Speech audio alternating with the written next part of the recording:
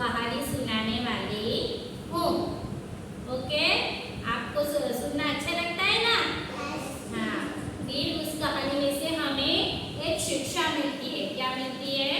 शिक्षा। हाँ, चलो। एक गांव में एक बूढ़ा किसान रहता था। कौन रहता था? किसान रहता था। वो पूरे दिन बीमार ही रहता था, बिस्तर में पड़ा रहता था। उसके कितने लड़के थे? 4। कितने लड़के थे? 4। वो चारों लड़के हर दिन आपस में क्या करते रहते थे? लड़के झगड़ते रहते थे। क्या करते रहते थे? वो लोग 4 बच्चे लड़के झगड़ते रहते थे ना, इसलिए वो बूढ़े किसान को पूरे दिन उसकी क्या लगी रहती थी?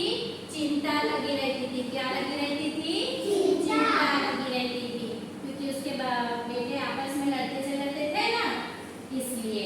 फिर बूढ़े किसान ने एक दिन क्या सोचा कि इन लोगों को क्या कराना चाहिए? सबक सिखाना चाहिए, शिक्षा देनी चाहिए। तो वो बूढ़े किसान ने क्या किया? उसने एक लकड़ी का गट्ठा मंगवाया।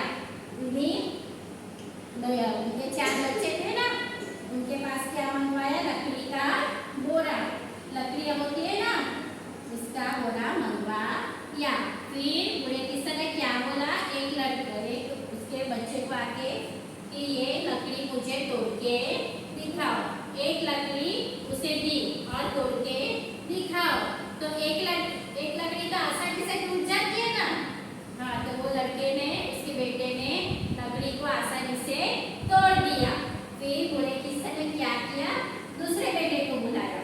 दूसरे बेटे को बुलाया और उसे क्या दिया? वो लकड़ी का बोरा दिया। लकड़ी का बोरा दिया। फिर वो लकड़ी का बोरा तो ज्यादा होता है ना, 2-3 से बंधा हुआ होता है ना, तो वो टूटता है क्या?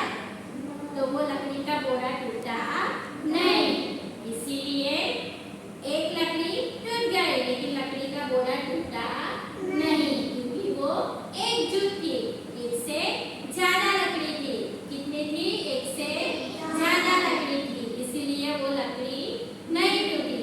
और एक जो होती है वो टूट जाती है।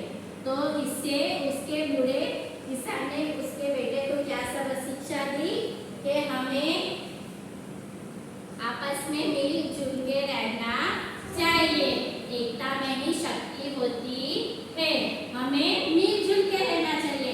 एक होते हैं तो वो टूट जाता है। हमें शिक्षा, हम पूरी सहमत में आ जाते हैं, लेकिन हम लोग मिलजुल के रहते हैं तो क्या होता है? हमारा विकास होता है। ओके, समझ में आया? इसलिए उसने क्या शिक्षा दी कि एकता में ही शक्ति होती है। उसके बाद वो किसान के चारों बेटों के क्या करते थे? आपस में मिलजुल के रहते थे। क्या करते थे? आपस में